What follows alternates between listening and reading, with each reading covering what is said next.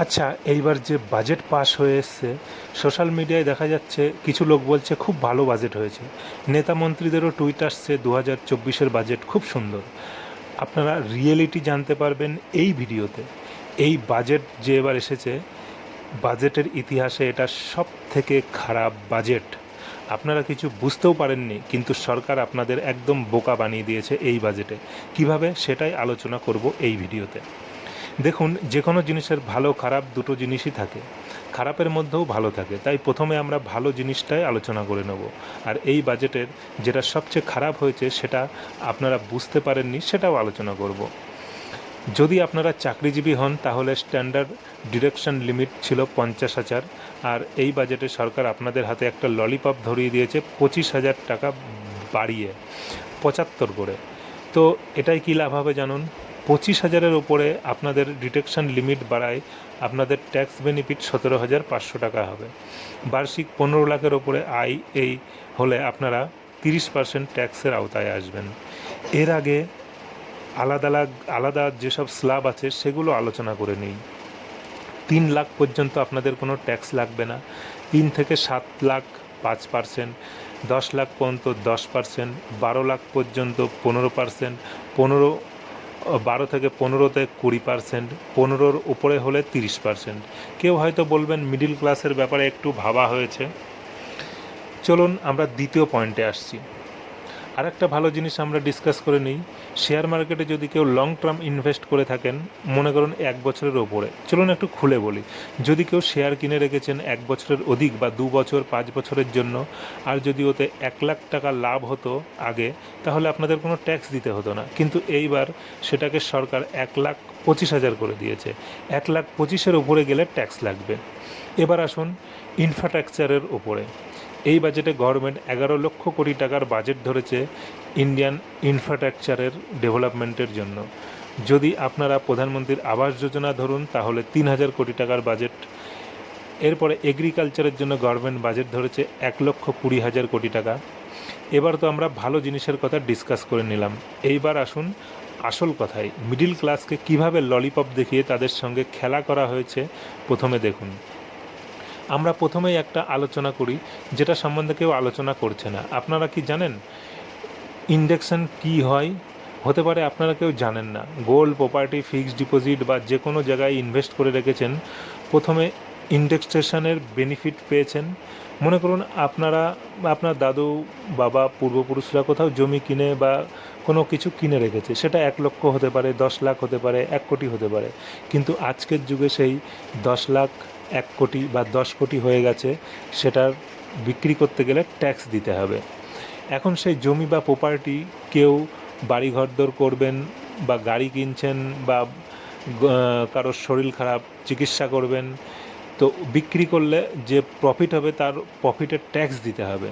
মানে ইন্ডেক্সেশনের benefit gold death benefit প্রপার্টির ওপরে পাওয়া যেত, আর পাওয়া যাবে না। আপনাদের পয়সার যখন দরকার পড়ে, আপনারা কোথাও কারোর শরীর খারাপ অসুস্থ বা কোথাও বাড়ি ঘরদোর করবেন, প্রপার্টির বিক্রির কথা ভেবে বা চিকিৎসা করানোর কথা ভেবে বিক্রি করতে চাইবেন, কিন্তু গভর্নমেন্ট বলছে আরে ভাই দাঁড়াও দাঁড়াও, ওই চিকিৎসা বাড়ি গাড়ি পরে হবে, প্রথমে আমার ট্যাক্স দাও, তুমি লাভ করেছো আমার লাভাংশ দাও। এখন কোনো ইন্ডেক্সেশনের বেনিফিট পাওয়া যাবে না। মানুষ এটা বুঝতে পারছে না, কিন্তু সরকার এর থেকে বিশাল কামাবে। আর এই টাকাটা কোথায় যাবে? ওই যে বিহারের নীতিশ কুমারের দলকে 26,000 কোটি টাকা দেবে, কোথা থেকে দেবে, কোথা থেকে আসবে? আপনারা বেশিরভাগই নিউজ দেখছেন এই ব্রিজ ভেঙে পড়ছে, ওই ব্রিজ ভেঙে পড়ছে। বিহারের কথাই বলছি, 26,000 কোটি টাকার মধ্যে যদি 6,000 কোটি টাকারও কাজ হয় তাহলে প্রচুর কাজ হয়। এইভাবে অন্ধ্রপ্রদেশের চন্দ্রবাবু নাইডুকে সাপোর্ট করেছেন, ওনাকে 15,000 কোটি টাকা দিতে হচ্ছে। আর যদি না দেন তাহলে ওরা সরকারকে সমর্থন দিয়েছে, সমর্থন বাপস নিয়ে নিলে সরকার পড়ে যাবে। ঠিক আছে, কোনো রাজ্যের ডেভেলপমেন্টের জন্য টাকা দিচ্ছেন, দেশের উন্নতির জন্য, ভালো ব্যাপার। ওয়েস্ট বেঙ্গলের বেশি এমপি দিতে পারেনি মানলাম, কিন্তু যে রাজ্য সবথেকে বেশি সিট দিয়েছে তাকে কি দিয়েছেন? কিছু না। স্পষ্ট দেখা যাচ্ছে বিহার আর তেলেঙ্গানাকে সাপোর্ট করা হয়েছে, না হলে সরকার পড়ে যাবে, আর সরকার পড়ে গেলে চলবে কী করে? এরপরে আসুন দ্বিতীয় প্রসঙ্গে। রেজাল্টের আগে আপনাদের খুব হাওয়া দেওয়া হয়েছিল যে সরকার 400-র উপরে যাবে। স্টেবল সরকার হবে, স্টক মার্কেট একদম বুলেট ট্রেনের মতো স্পিড নেবে।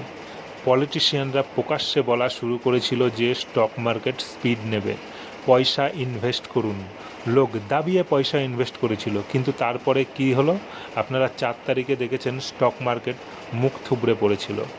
তারপর ধীরে ধীরে রিকভার করে নেয়। এবার মানুষ ভালো ভাবলো লং টাইমে ইনভেস্ট করলে পয়সা আছে, তো পয়সা লাগানো শুরু করলো। মানুষের আদত করে দিল স্টক মার্কেটের উপর আকর্ষণ করিয়ে, যাতে মানুষ পয়সা ইনভেস্ট করা শুরু করে। এইবার সরকার কি করলো, long term capital gain tax 10 থেকে 12.5% করে দিল। আর শর্ট টাইম, মানে মনে করুন আপনি আজ কোনো শেয়ার কিনলেন, 1 বছরের মধ্যে বা 1 মাস 2 মাস পরে বিক্রি করে দিলেন, শর্ট টাইম ক্যাপিটাল ছিল 15% ট্যাক্স, আর সরকার এবার বাড়িয়ে দিল 20%। আপনারা ভাবছেন 2-5%-এ কী ফারাক পড়বে? আরে পড়বে ভাই।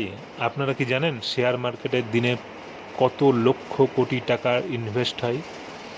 এখনও এই ইনভেস্টমেন্টের ওপরেই সরকারের তীক্ষ্ণ নজর। আগে যে রাকেশ ঝুনঝুনওয়ালা হয়েছিলেন, ওনাকে এত ট্যাক্স দিতে হয়নি যতটা এখন দিতে হচ্ছে। আপনারা যদি অপশনে কাজ করেন তাহলে সিকিউরিটি ট্রানজ্যাকশন ট্যাক্স, STT, যদি আপনারা আগে পুরো বছরে 1 লাখ টাকা লাগতো, এখন সেটা 1,60,000 লাগবে, মানে 60% বাড়িয়ে দিয়েছে। আপনি যদি শেয়ার মার্কেট করে থাকেন তাহলে আপনাকে ব্রোকারেজ দিতে হবে, সেবিকে দিতে হবে, STT ট্যাক্স দিতে হবে, LTGC ট্যাক্স দিতে হবে, STGC ট্যাক্স দিতে হবে, তার উপরে GST দিতে হবে। যদি আপনারা পয়সা কামান তো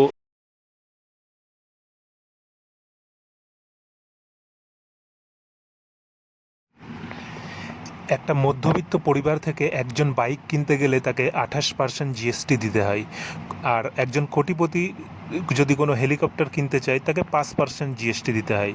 হিরে কিনতে গেলে 3%, বই খাতা কিনতে গেলে 18%, আবার ওষুধ কিনতে গেলে 12% GST লাগে। এবার কেউ বলবেন না যে লাক্সারি জিনিস কিনতে অনেক বেশি টাকা লাগে, তাই সরকার এটা করেছে। লাক্সারি জিনিস কিনতে বেশি দাম দিয়ে কিনলে তারা ট্যাক্সও বেশি দিতে পারবে, তাই এইসব ধনীদের সুবিধা সরকার করেছে। নমস্কার বন্ধুরা, আমি বাপি এতক্ষণ আপনাদের সঙ্গে ছিলাম। পরবর্তীতে আরও একটি গুরুত্বপূর্ণ ভিডিও নিয়ে ফিরে আসছি, সঙ্গে থাকুন।